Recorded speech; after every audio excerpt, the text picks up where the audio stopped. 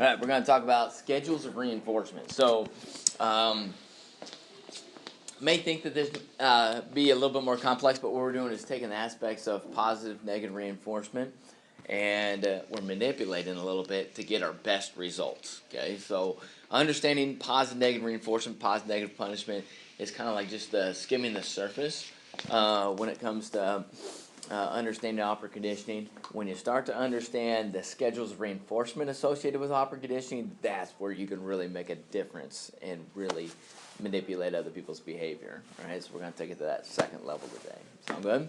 So to start off with that, we got to be able to differentiate between these two concepts: continual reinforcement or continuous reinforcement and partial reinforcement. Okay. So what is partial reinforcement, Mr. Knapp? Does it only reinforce at certain intervals? Okay, so you're not going to reinforce every time. You're going to write that out to the side if you haven't got that written out. Okay, partial reinforcement, you're not going to reinforce every time. Okay. Continuous reinforcement. I have a question. Was the partial reinforcement, was that with pigeons would get the feed at random times, and when they were doing the body movements? Right. So in that particular case, it wouldn't necessarily be partial reinforcement in that it was timed, right? So he was trying to demonstrate that he could make them superstitious in that particular case. So he changed up the method by which he was giving them reinforcement, right? But it wasn't necessarily, it was based on an interval in time, and we'll get to that in a little bit, scheduled reinforcement. So it's not exactly partial, okay? It's a good question though, Ruben. Continuous reinforcement, what is that then, Logan? It's on a schedule and it happens every time. It happens every time, okay? So there's not a time in which you're not necessarily getting reinforced. You complete the behavior, you get reinforced, okay? So to differentiate these things, to help us to get an understanding of them, we've got two images up here. We got one is the slot machine with the Simpsons, and you got the other one is the ATM machine, which that cat evidently doesn't let you use. So which one of those exemplifies partial reinforcement? Partial reinforcement. Joel? The slot machine. The slot machine. He is correct. So you may write slot machine out to the side of partial reinforcement. Okay? Because when you pull that lever, are you reinforced that every single time? No, you're not. All right? So it's got a particular schedule that it's following, and that, again, reflects partial reinforcement. So the ATM machine, you may write that out to the side of continuous reinforcement. Every time you put your ATM card in there, you punch in the correct PIN code, and you press the right button for the amount of money that you want to get, you should be reinforced. Okay. Now, the question is, that goes along with this, which one are you going to hang around longer? Which one are you going to hang around longer if it breaks? Are you going to stand in front of an ATM machine, a broken ATM machine, longer for an extended period of time? Or are you going to stand around in front of a broken slot machine? Which one are you going to spend more time in front of? Go ahead and tell your partner real quick. Person in front, person behind, and which one do you think it is? And give an explanation of why you chose that one.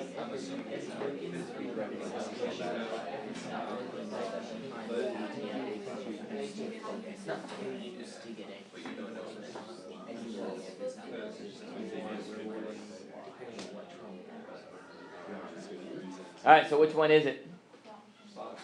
We're going to stand in front of a slot machine longer, right? How many say slot machine? Raise your hands. How many say ATM machine? ATM machine, we got a couple there. Why is it you're going to stand in front of an ATM machine? I said stand in front of an ATM machine because it's continuous, and every single time we've gotten money, and since it broke, we're expecting money, so we're going to stand in front of it because we're expecting money. So that's mine. So you're just going to keep on standing there? Yeah, that's and you're going to keep on trying? Because every time we've tried, we've got money. Okay. Alright. I know that probably doesn't make sense. Is that your same explanation, Luke? That's what you're going to say, Quentin? Is that what you're saying? Pretty much. Pretty much the same thing, alright. Arguments against it on the other side. Yes, Mr. Paul. Assuming that the slot machine that's broken, like not physically, like, but internally, and it's just not going to give you money at all. you're just waiting. You have hope that it's gonna give you money, so you're just gonna keep doing it. With the You're slot gonna win machine. Eventually. Exactly. Okay. The answer is slot machine. Everybody got it? You're gonna spend more time in front of a slot machine than you are a broken slot machine instead of a broken ATM machine. Okay. Now I understand your thought process there, Ruben, that you've been conditioned to get everything. But how long is it going to take you to figure out that it's broken with an ATM machine? Is it gonna take you very long? It's not going to take it very long at all, right? With a slot machine, how long is it going to take you to figure out that it's broken? Yeah, it may not. You may never figure it out that it's broken, right? We just make assumptions that I'm just not winning, right? When you pull that crank, okay. So what does this tell us about extinction? Right? If we want to delay extinction, we want the behavior. We're asking somebody to do something for us, right? And we want that behavior to persist for a long period of time. We don't want extinction to take place. What type of schedule reinforcement should we use? Should we use partial reinforcement or continuous reinforcement? What should we use? I would say partial. We should use partial reinforcement. Everybody got that? So if you're applying the concepts of operant conditioning to manipulate other people's behavior around you, you should not reinforce every stinking time. Sound good?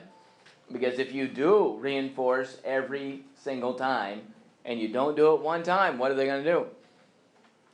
They're going to stop. The behavior is going to stop.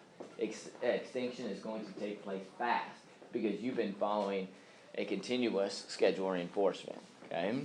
If you want that schedule to persist, then you need to use partial reinforcement, and then they don't know, right, if it's stopped or not. They've got to keep working a little bit longer, right? So that's something really important for you to keep in the back of your mind. Everybody needs a sheet of notebook paper. We're going to get into groups here. We've got 4, 6, 8, 10, 12, 14, 15, 17. All right? So groups of 5. Let's go 3 groups. 3 groups. Ready? 1, 2, 3. 1, 2, 3. Remember your number. 1, 2, 3. 1, 2, 3. 1, 2, 3. 1 and 2. 1s are over there. Put your desk in a circle. 2s are over here. Put your desk in a circle. 3s over here. Put your desk in a circle.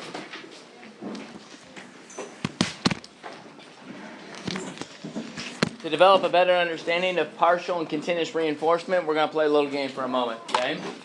This game, some of you may be familiar with it. It's called 1 to 100.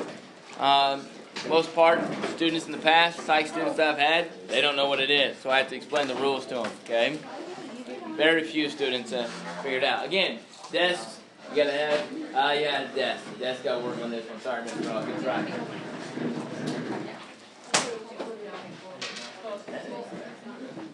Again, you got to be close to each other. Not good for our scenario. Everybody gets 1 dice, and alright, if you have, everybody has something to write with. Okay, now the rules. I'm going to use these guys as an example here. Okay, it's called 1 to 100. You got the dice. Okay, you're going to roll. We're going to start with Mr. Ogg. So that he's going to roll. The key numbers here when it comes to rolling is 1 and 6. Okay, alright, he gets a 4. Alright, nothing happens. So he's got to pass the dice to Miss Wiggin. Miss Wiggin rolls. She gets a 3. So pass the dice over here to Mr. Knapp. Mr. Knapp gets a 6. Alright, so when he gets a 6, he yells out 6. And then everybody's pencil's got to be down. Your writing pencil. Okay, you cannot have it in your hand. That's illegal if you do have it in your hand. Unless you roll a 6. As soon as you roll a 6, then you get to pick up your pencil and you get to start writing on the sheet of paper in front of you. 1, 2, 3, 4, 5, 6, 7. Right, as many as you can. Now, as soon as he's done rolling and he yells out 6, right, he's continuing to roll. All right, Mr. Paul gets to roll. Okay, now he rolls a 4, nothing happens. Rip rolls a 3, nothing happens. All right, we get to Reuben. Reuben rolls a 6. He goes 6. As soon as he yells out a 6, his pencil goes down, his pencil goes up, and he starts on his sheet. 1, 2, 3, 4, 5. Right, goes. Mr. Rob picks up the dice, he rolls it, nothing. He gets a 3. Alright, back to Miss Wiggin. She gets a 1. Alright. When she gets a 1, she yells out 1, and now Ruben still has the pencil in his hand. He does not drop it because he hasn't had a 6, right? It's got to be a 6 for you to drop it. So he's still working, right? But she yells out a 1, so when 1 happens, everybody's sheet of paper rotates, right? So everybody rotate their paper to the left, right? He's still got the 6, so now Ruben, he has to pick up where this paper has left off. If it's blank, he's got to start at 1 again, right? And then he goes until somebody else calls 6, and then you put the pencil down, and they get to pick the pencil up. The first person to write the number 100 down on the sheet of paper in front of them, they're the ones that win. Sound good? Mr. Ball, question? So for like a 1, you switch the paper, and then the 2 people who are still writing, they just continue They writing. continue. The one person that's writing, Or the 1 person. the one person that is writing, he continues to write or she continues to write. But if you get a 1, you can't. No, you don't get it right. You don't get it right. Everybody got that? If you roll a 1, you don't get it right. Everybody got it? You just roll out 1 and then paper switch and then you push the dice to the next person. Question, Luke. So if it gets, so say you're writing and it gets all the way around the circle, do you have to roll again when it gets? No, it does not. You do not. You don't have to stop. You sure? You don't have to stop your writing to roll again. Don't waste your time doing it. Yep, skip that person that is writing, goes to the next person. Good question there. Right, there should only be one person writing at a time. There should only, to help that out, there should only be one person that has a pencil in their hand at a time. Right now, nobody should have a pencil in their hand. Sound good? Any questions? Alright, go ahead and get started.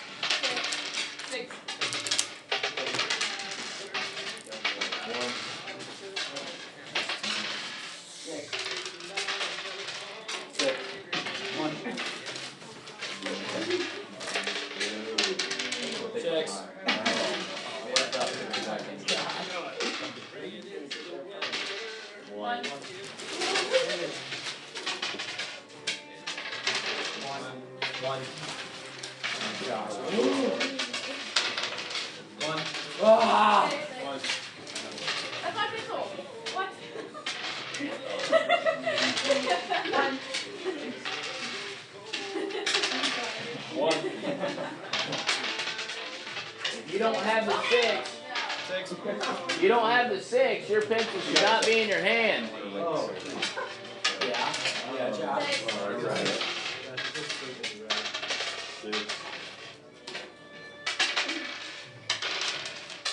I rolled like 7 4s. 1. Okay, guys. Game of probability.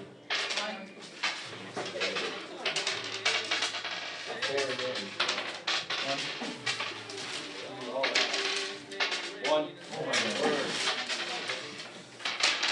5 6. 1. 1.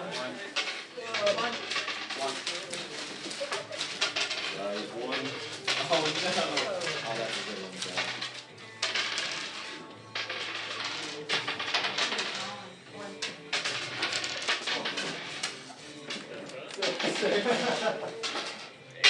Oh, geez. Oh, no.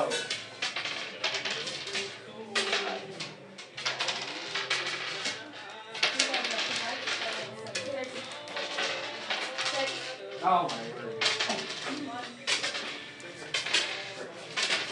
1. 1. Oh, my goodness. 6. 1. Sorry, I got my One.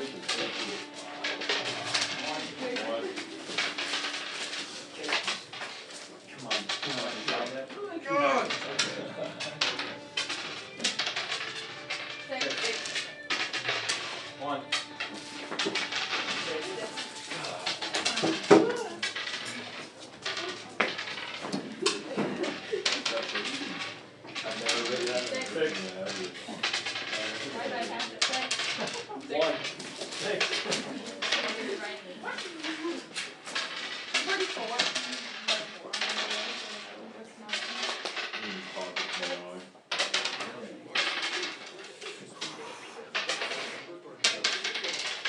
Six. You know what's gonna happen next time? You already know what's up. No! One. One. Oh, this is my. One. This is 71. We gotta go. It's kind of blown up.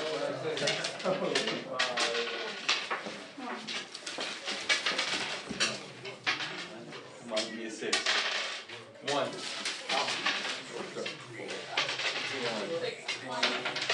Wait, does that say 55? I don't know. Oh, I had that. Oh.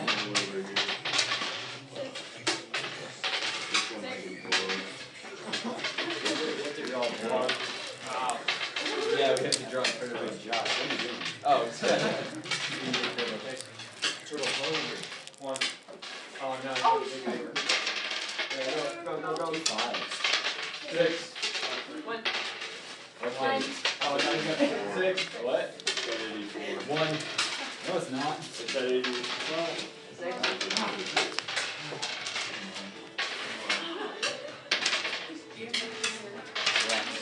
Six.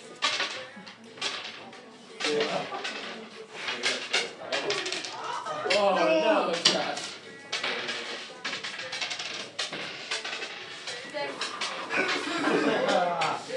Where you at? 1. Oh, God.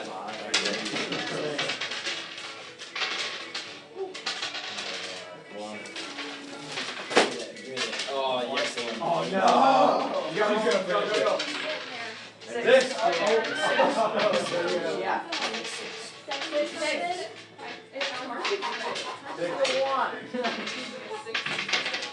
Yeah. So from Roll it. Oh, 6. We wrote it though. Oh, you got it? Yeah, I was like in between. You're Like good. One. You're good. I had like 10 now. I was like right in the second. Good job, guys. I just want a 6. Piece of paper. I was trying to figure out what that number was. Not the right way. Zach is a big roll. Oh. There's a 9 on there. Oh, I wrote 99 twice. Are you serious? Because I didn't know that. No, I saw 6.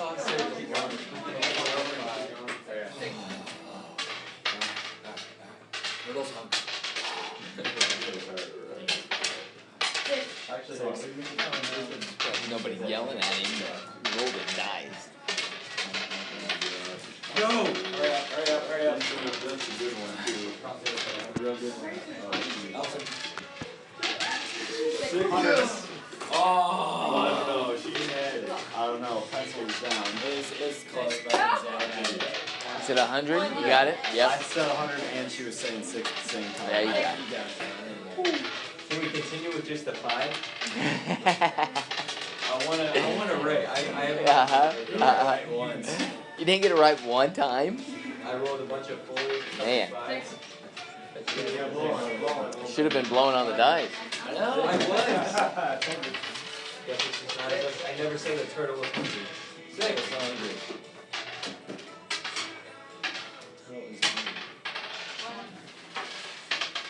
Six.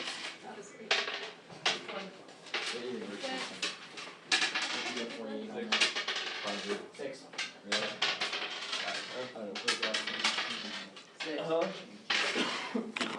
I wrote the number 50 on top of the paper.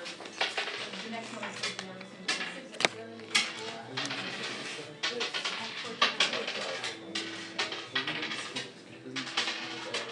Six.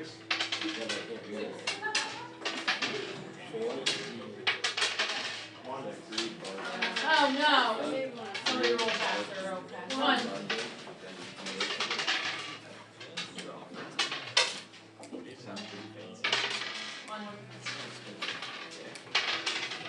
One. Two. That was it. One. Oh. One. I'm running. One. One. Now it is. One.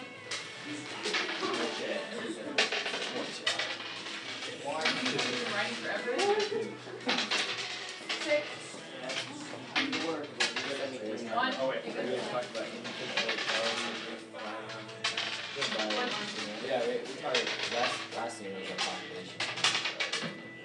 You said mortality, you know about that it's almost every Oh, 6. That's on you. I need to write faster. 6. Start blowing on the dice. I think it's the opposite effect. Everybody's rolling 6s, but nobody gets to write for very long. Yeah. Keep on rolling. 6. 6. 6 again. Use up. 1.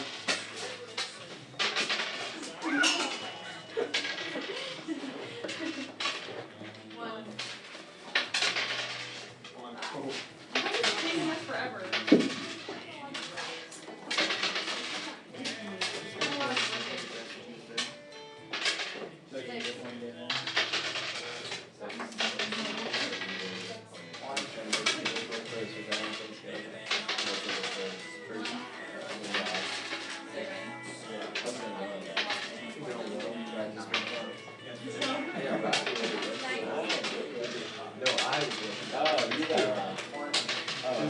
There's like Six.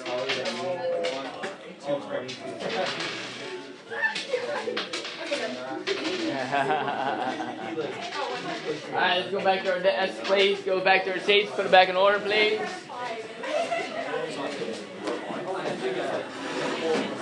I wrote 63 and then 67. Not right.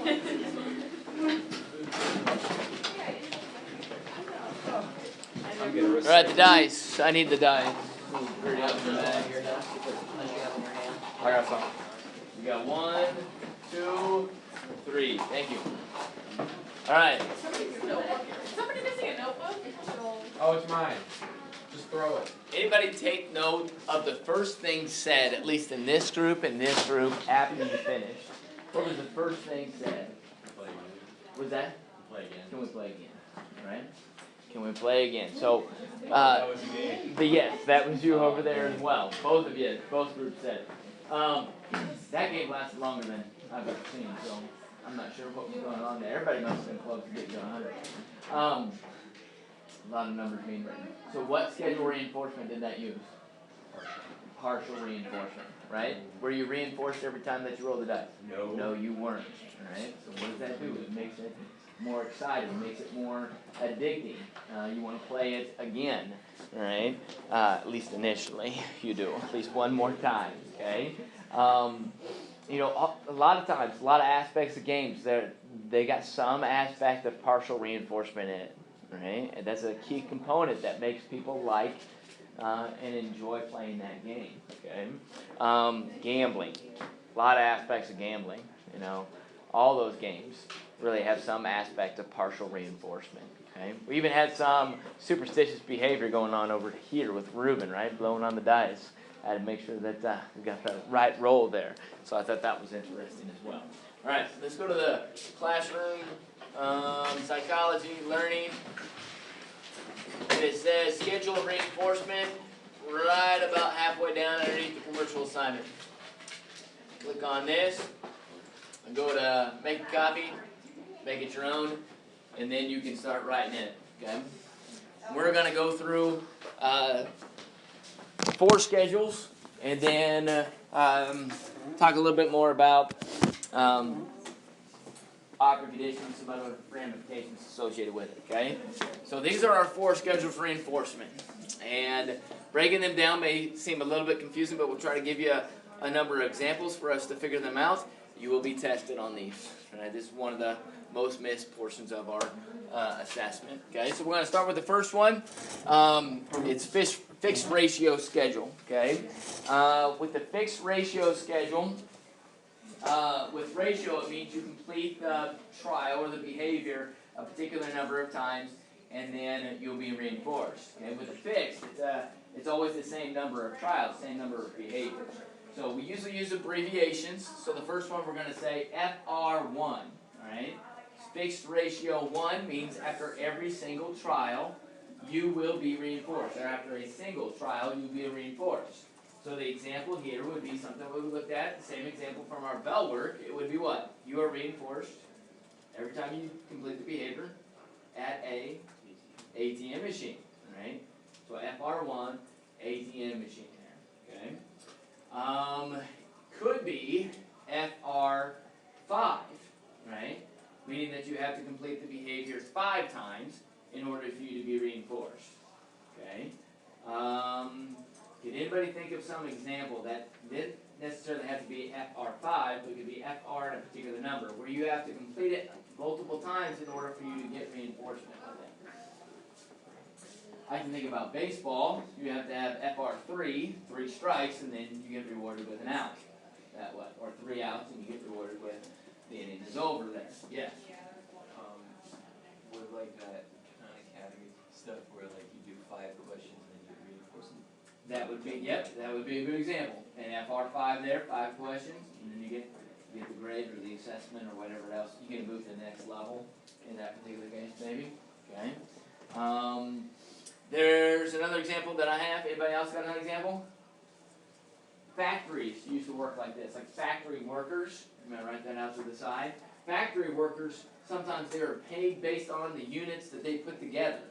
So, say that they were paid based off of putting together 30 units. Every time they put 30 units together, then they get reinforced with money. They're paid for it, okay? So they kind of incentivize being efficient with what you did to get things done, to get to that 30 mark, and then get reinforced, okay? I remember a guy that grew up in a rural kind of community, kind of like this, and you guys know what augers are? Right? Long augers that lean up to bins, and they, take the grain from the wagons up to the top of the bins. He got reinforced. He had a contract with the company. Every time he put together 3 augers for a particular company, then he got paid that way. Sound good? So it's FR3, okay? 3 augers. All right, variable ratio. So this is VR and then a particular number, okay? So this is one of the more addicting. So there's 2 that are addicting, and this would be one of them, right? So it's VR, say 5. That would mean on average you're going to get reinforced after 5 trials. Now it doesn't mean that you're going to get reinforced after the 5th trial, but on average you're going to get reinforced after the 5th completed behavior. So the example here from our bell work would be what? That would be a slot machine. Okay? That would be a slot machine. So you guys ever heard of like penny slots before? Penny slots, cheaper slots, their VR number is going to be much lower, right? Because the amount of money that you put in is fairly small, so you get your reinforcement. So there, it'd be like VR 10, VR 20, something like that. These higher paying out slots that have the bigger reward, right, that make you pay in a little bit more, right, those are going to have a higher VR number, like VR 100. Like on average, you're going to get reinforced 1 out of every 100 times. Okay? So slot machines would be a good example of this. I think of others off the top of my head. You don't know when you're going to get reinforced. Yes? What about like the claw where you like joke like animal or something? Yeah, that would be an example here. Can we grab Lindy really quick? Yeah, I'm not thinking this would be the most optimal. Okay, we're just trying to prepare for digital days. I understand. Okay. Maybe 10 minutes or so. Okay, thanks. Let's see. Yeah, the claw would be a good example. My wife, I use examples of family a lot. I love my wife a lot, but when we were dating, there's one. It's kind of like Marge in the GIF there. Yeah. But we were in Sikeston, Missouri, waiting in line to get into Lambert. You guys ever been to Lambert before, where they throw the rolls at you, right? And they had one of these machines off the side to pass the time, and you could take a quarter and you rolled it down in there, and it had like a bulldozer. and the quarter would lay flat, and then it'd push it up against all these other quarters, and then there's like this shelf, and you push all the quarters over the shelf. If you put it in the right spot, then you get reinforced. It's a VR schedule, it's not fixed ratio, right? So, you never knew, really. It made it feel like you had control, because you could angle the quarter to a particular spot, right? But you didn't have much control over it, right? And so it got to the point she was doing there, and a couple quarters is fine. And it was like, well, let's move on, we're getting closer to the next one. And she's like, no, gotta do it again. Gotta do it again, right? So I was like, who am I getting involved with here? Have some self-control. All right, so that's the variable ratio schedule. It's most addicting. So whenever you try to apply, if you're an authoritative type of position and you're trying to influence other people's behavior, use this one. Fixed interval schedule. So it's FI, and then when it's interval means time. Okay, so it's kind of like when Ruben was talking about the pigeons, right? So a certain amount of time must pass in order for you to get reinforced, right? So it could be anything from like 1 minute, right, to 1 month, okay? The example that I use a lot is a salary schedule, right? For us teachers here at the high school, we get paid once a month. Ironically, it came out today. It's usually around the middle of the month, okay? So I, work the entirety of the month, and it really doesn't matter if you're on the salary schedule. Really, it's going to vary from month to month how many hours you put in. It's going to vary from employee to employee how many hours they put in, okay? But I know every month, at around the 15th, I'm going to get paid. Sound good? Anybody else think of a schedule that's kind of like that? It's going to happen once, or is it going to have a particular time period that you've got to pass in order for you to get reinforced? Ms. Munson? Any ideas? Ruben? Orthodontist and braces. Okay. You have to have them on. You've got to have it for a certain amount of time in order for you to get reinforced, get them taken off, which is kind of, a relief, negative reinforcement there, removal of aversive stimulus. Or, you can think of it as a positive reinforcement. You get straight teeth then, right? What else, Logan? Like a dentist appointment, you have to have your teeth cleaned every so many months. Right. That could be something else based upon the time interval there as well. Sound good? So everybody understand a fixed amount of time has to pass in order for you to reinforce. Last one, variable interval. This is also addicting. This is a really good one that pushes off extinction. So you may want to put an asterisk next to variable ratio and variable interval. Okay, that means there's a particular time period that is given, but you don't know necessarily within that time period when it's going to show up. Okay, so the best example that I can share for you is like drug testing, right? Drug testing. Let's say that you're part of a company that drug tests once a month, okay? And so if they told you, if it's a fixed interval schedule, and they told, you knew that on the 15th of every month you were going to get tested for drugs, what did that enable you to do? You just wait till the 16th. And you could use drugs on the 16th, right? And then make sure you stop, get it out of your system a week or so before, and then you could pass the drug test, right? So that's not very efficient at all. So you make it variable interval, meaning that inside of this 1 month, you're going to get drug tested, right? You don't know when it's going to show up, though, okay? Another example of fixed interval would be our Bellwork quizzes, if we go back. Fixed interval. Once a week, every week, we're going to have a Bellwork quiz on Thursdays, right? With this in mind, an idea has come up saying maybe we should follow the variable interval schedule, meaning that once a week you're going to have a Bellwork quiz, but you don't know when it's going to be, right? So what would that make you do? You would have to consistently study, right? It couldn't be, hey, before you walk into class Thursday, make sure you review your Bellwork, right? It would have to be every single day to get yourself prepared if you were really wanting to make sure you had an A. Yep. So would something like fishing be a variable ratio schedule? Fishing, like getting reinforced with a catch, right? What you said variable ratio. Yeah, I guess it could be. Yeah, because you don't necessarily know if you're going to get a catch that particular cast or not, right? That's pretty good. Maybe that's why it's such an addicting type of behavior there, right? That's pretty good. I like that idea. Anybody else got any examples to think about? To share? Yeah, Ruben? Yeah? Yeah. I guess. That range, you know what's coming, but not necessarily which day. All right, that's pretty good as well. All right, so we kind of already talked about this next section, the effect of continuous and partial reinforcement on extinction. With continuous reinforcement, extinction is likely to take place quickly, all right, whenever you lack the reinforcement. When the reinforcement goes away, the behavior is going to go away. But on partial reinforcement, extinction, it's going to be pushed off. It's going to take a lot longer for you to experience extinction with partial reinforcement. It really has they call it an inverse ratio relationship, an inverse ratio. So we know we talked about like a variable ratio schedule of like 100. That number is really, really big. And so what that means, it means it decreases the likelihood of extinction taking place. Okay?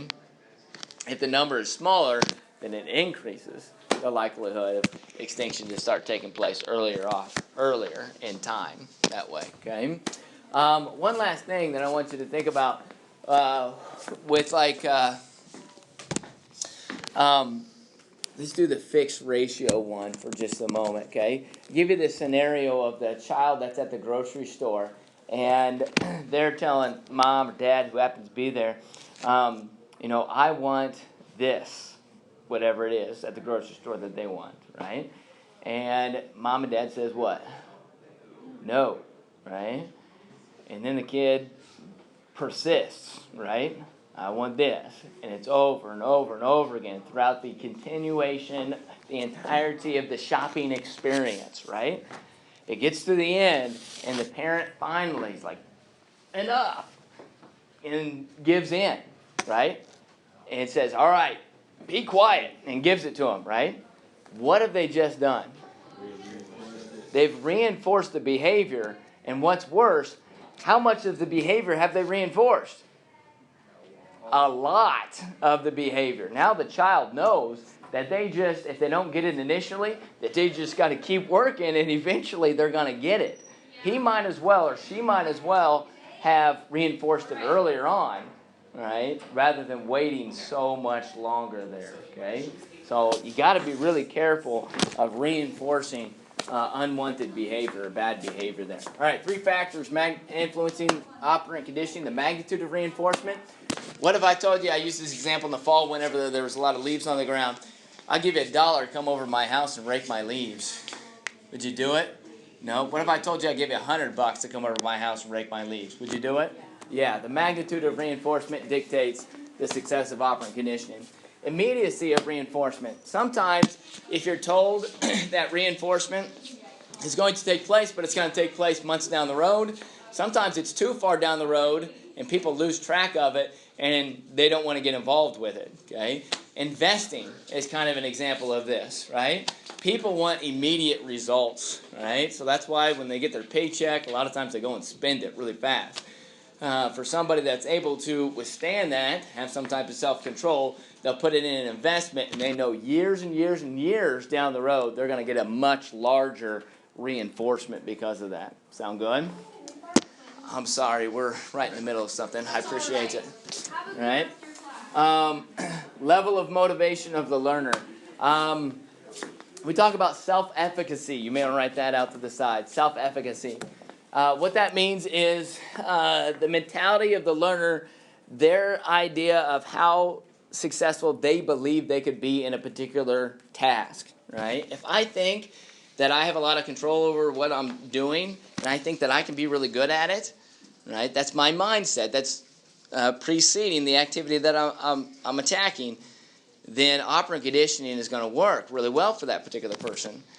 But if the task is something that is unrelated to the person's interest, sometimes operant conditioning is not really going to matter in that particular person. So for example, like the 1 to 100 game, what if I chose something that nobody really liked at all, right? And it was kind of mundane and boring, right? It doesn't really matter in that particular case, okay? All right, let's talk about punishment for just a second and finish up.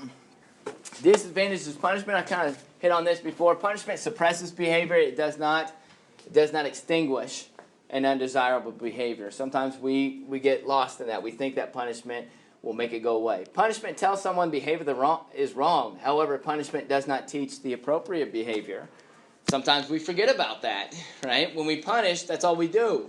But what you really have to do is you can punish. You can use punishment, but you have to demonstrate the correct behavior in addition to just administering punishment, okay? So I've seen parents say, all right, you got your punishment. Now it's time, you've served it. Now we got to practice the right behavior, right? Sometimes it's a little bit awkward to go practice particular behaviors, but practicing it is a part of teaching the correct behavior. Punishment has a tendency to provoke anger, fear, hostility, retaliation, or I think I put escapism, like running away. Right? So sometimes that is a downside of punishment, right? And the last thing, punishment teaches aggression. Punishment teaches aggression. Think about Albert Bandura and the observational learning stuff that we looked at earlier in the year. Sometimes you'll see this with kids, you'll punish them. Sometimes if it happens to be like a physical spanking or something like that, they'll go off in their make-believe land, like 15 minutes, and they'll have their toys, and there'll be some physical punishment going on in their pretend world over there, okay? So what happens is essentially what you're doing is you're teaching aggressive behavior. So we got to be really careful with that. Steps making punishment more effective. Punishment is most effective when it's administered during or immediately after the behavior, because if you put too much time in between, sometimes they forget what the behavior was. The intensity of punishment should match the seriousness of the misdeed. What if you got a $2 speeding ticket? Would that keep it from speeding? No. Okay? And it must be applied consistently, and this is really challenging. If you punish sometimes and not other times, we talk about partial reinforcement on the reinforcement side of things, right? Partial schedule, and that's really good. But when you apply partial to the punishment side of things, that's not really good, right? Because they're like, well, maybe I will get away with it this time, right? Maybe they won't catch me, right? So you got to be fairly consistent, and that's a challenge, especially when it comes to parenting. Sound good? Any questions or thoughts before we finish up? Nope. I apologize for taking you guys away from your interview opportunities.